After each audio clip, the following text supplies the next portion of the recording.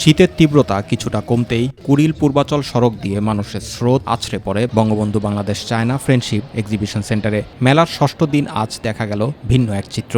দর্শনার্থী নয়, আজ মেলায় প্রকৃত ক্রেতাদের ভিড়ই ছিল চোখে পড়ার মতো। ব্যবসায়ীরা জানান প্রথম 5 দিন মানুষ কেবল পণ্য দেখেছে, কিন্তু আজ মেলার ষষ্ঠ দিনে এসে গৃহস্থলী পণ্য, শীতের কাপড় ও প্রসাধনী সামগ্রীর বিক্রি বেড়েছে কয়েক গুণ। অনেক নামী ব্র্যান্ড আজ থেকেই তাদের বিশেষ ছাড়ের পরিধি বাড়িয়েছে। জুতো নিয়েছি, তারপরে যা যাই নিয়েছি রিজনেবল প্রাইসে লাগলো। আগের তুলনায় এবার মনে হচ্ছে আরো বেশি সুন্দর, সবকিছু ভালো লাগতেছে। এবারকার অনেক ভালো হয়েছে।